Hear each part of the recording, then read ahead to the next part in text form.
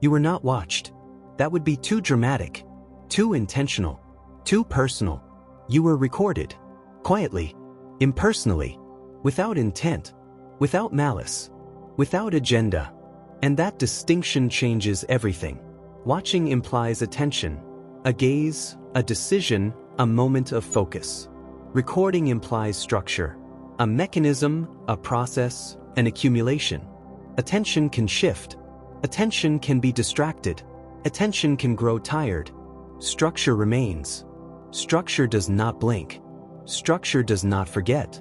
Nothing needed to observe you. No eyes were required. No consciousness was involved. The system only needed to register repetition.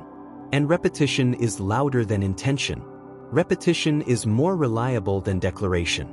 Repetition is the language structures understand. Your words echo and fade. Your patterns accumulate and solidify. This is not punishment. This is not surveillance in the dramatic sense. This is simply how systems learn what to expect from you. And expectations, once formed, become infrastructure. You believe you are defined by your beliefs, by your values, by your aspirations, by the version of yourself you carry in your mind. You are not. You are defined by your patterns. The system does not measure what you claim. It does not read your manifestos. It does not honor your intentions. It measures what you repeat. Every environment does this. Markets, institutions, social circles, bureaucracies, relationships. Not consciously, not deliberately, not with cruelty. Structurally, if you consistently accept less, the world adjusts to offer less. If you consistently hesitate, opportunities begin to bypass you. If you consistently tolerate instability, instability becomes your terrain. If you consistently defer decisions, others will make them for you. If you consistently break at the same pressure point, that point becomes the boundary. Not because someone decided it, not because you were judged unworthy, but because systems optimize around predictability. And predictability is built from patterns. Patterns are the soil from which your reality grows. You can plant new seeds, but if the soil remains unchanged, the harvest will look familiar. This is why affirmations without altered behavior produce nothing. This is why vision boards without pattern disruption remain decoration. The system is not listening to your words. It is watching your feet. The archive does not judge you. It categorizes you. And categorization is more permanent than criticism. Criticism can be argued against. Criticism can be dismissed. Criticism lives in the realm of opinion. Categorization becomes invisible. Categorization operates beneath the threshold of argument. Categorization becomes the frame through which all your future actions are interpreted. Once the system understands your type, it stops testing alternatives. It does not ask if you have changed. It assumes continuity. It builds efficiency around the prediction of your next move. Banks do this with credit scores. Institutions do this with performance reviews. Social groups do this with roles and expectations. Power structures do this with access and opportunity. But more dangerously, you do this to yourself. You internalize your own archive. You begin to act in accordance with the identity that repeated outcomes assigned to you. You say, "I'm not good with money," because the archive shows financial chaos. You say, "I'm not a leader," because the archive shows deference and retreat. You say, "I'm just not lucky," because the archive shows a pattern of near misses and withdrawals. But these are not truths.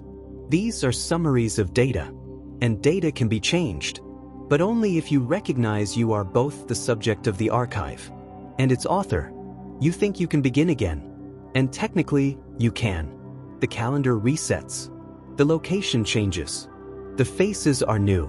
But systems remember faster than you reinvent.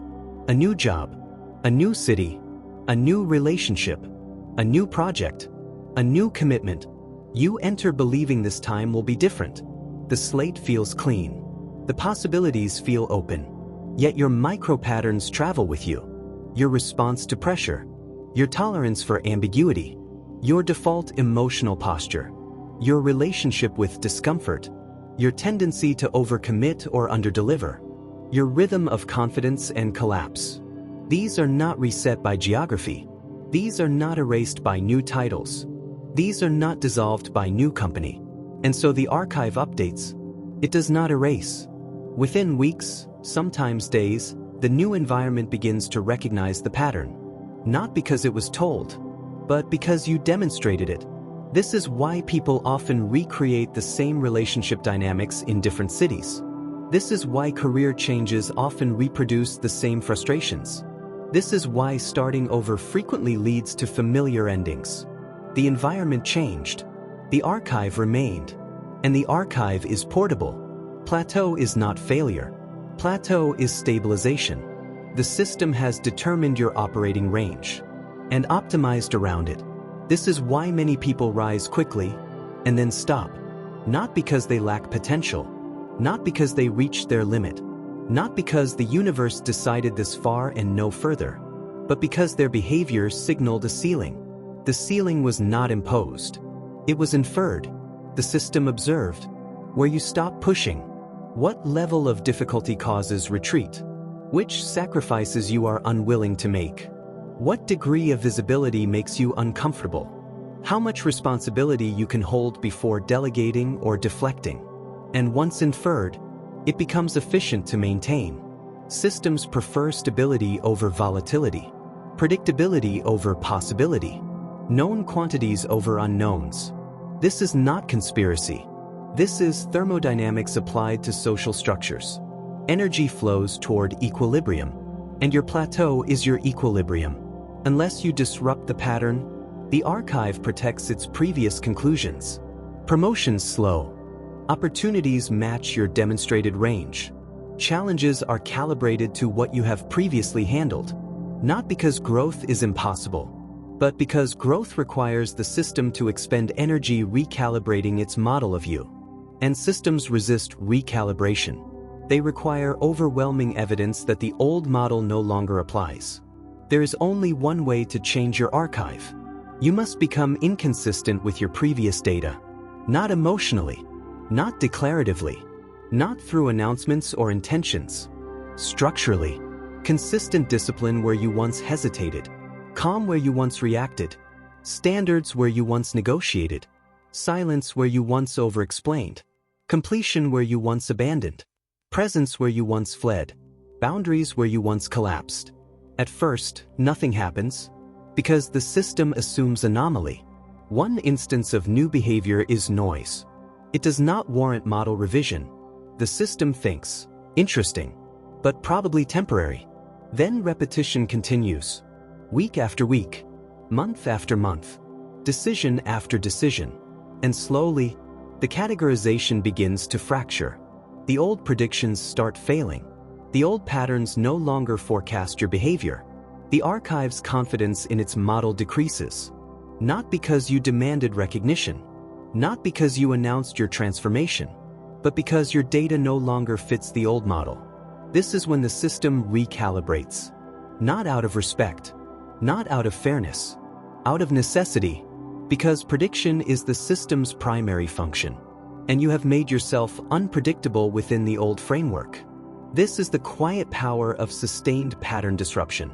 No drama, no confrontation, no need to convince anyone of anything. Simply become incompatible with your previous classification, and the system will update, because it has no choice. You are not fighting enemies. You are updating records. Every action either reinforces your file or edits it. Every response either confirms the system's model or introduces friction into its predictions. Most people live inside the archive assigned to them. They mistake the summary for the truth. They mistake the category for their nature. They mistake the pattern for destiny. Few understand they are writing it. With every choice, with every repetition, with every moment where they either confirm what came before or introduce something new. Nothing is chasing you. Nothing is judging you in the moral sense. But everything is remembering your pattern. The institutions you interact with, the people you engage with, the markets you operate within, the social structures you navigate, and most importantly, you are remembering your own pattern. The question is simple. Will you move in ways that confirm who you were, or in ways that make the system hesitate, because hesitation is the first crack in permanence. And permanence is what keeps most people in their assigned range. Permanence is the archive's greatest power, until repetition demonstrates otherwise. Then permanence dissolves, not through force, not through revolution, through accumulated inconsistency, through the quiet, relentless introduction of new data. This is not inspiration. This is not motivation. This is architecture. And architecture is what the mighty dead depend on. They depend on your patterns remaining stable. They depend on your archive remaining predictive. They depend on you acting in accordance with your established range. Not because they hate you, but because permanence serves structure. And structure is memory made physical. Disrupt the pattern. Update the archive. Become incompatible with your previous model. Not once, repeatedly, until the system has no choice but to recognize that you are no longer the person the data said you were.